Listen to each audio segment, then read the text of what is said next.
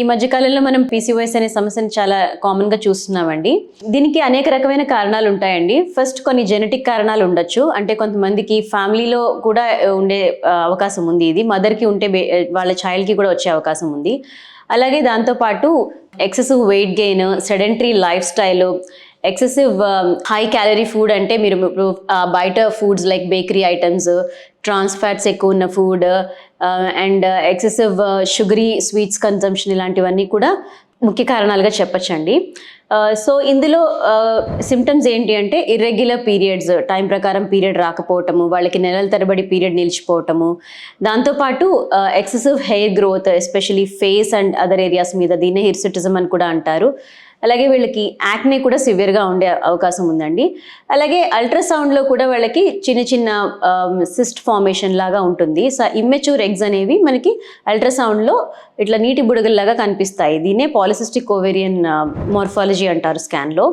దీంతోపాటు excessive hormones ఉండడం వల్ల వాళ్ళకి కొన్ని హార్మోనల్ ఇంబ్యాలెన్స్ కూడా ఉండే అవకాశం ఉంటుందండి. Prevention is better than cure కాబట్టి ముందుగా ప్రివెంట్ ఎలా చేసుకోవాలి? So young adolescents and young adults నుంచి, అంటే చిన్నతనం నుంచే కొంచెం రెగ్యులర్ ఎక్సర్సైజ్ చేయించటము, పిల్లల్లో ఎక్సెసివ్ వెయిట్ గెయిన్ కాకుండా చూసుకోవటం. ఈ మధ్యకాలంలో మనం young age school going children కూడా ఎక్సెసివ్ వెయిట్లో చాలా ఒబెసిటీ కేటగిరీలో ఉంటున్నారండి.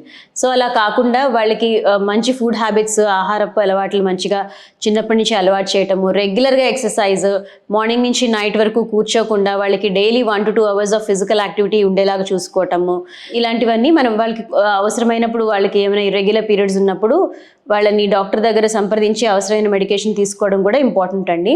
ఇనీషియల్గా ఫస్ట్ ఫ్యూ ఇయర్స్ పీరియడ్స్ వచ్చిన తర్వాత ఇర్రెగ్యులర్గా ఉంటాయండి. నార్మల్గా కూడా ఇర్రెగ్యులర్గా ఉండే ఛాన్సెస్ ఉంటుంది. దాన్ని మనం ప్యూబర్టల్ చేంజెస్ కింద భావించి అది డాక్టర్ సలహాతో మేనేజ్ చేయొచ్చు.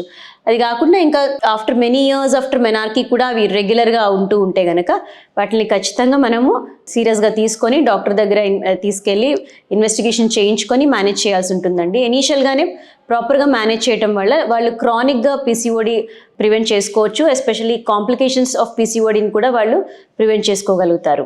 62 లక్షల మంది ప్రజల్లో మెడ్ప్లస్ బ్రాండ్ మెడిసిన్స్ కి మారడం వలన 915 కోట్ల రూపాయలు సేవ్ చేసుకున్నారు. అదే మెడిసిన్స్ అదే క్వాలిటీతో 50 to 80% డిస్కౌంట్లు.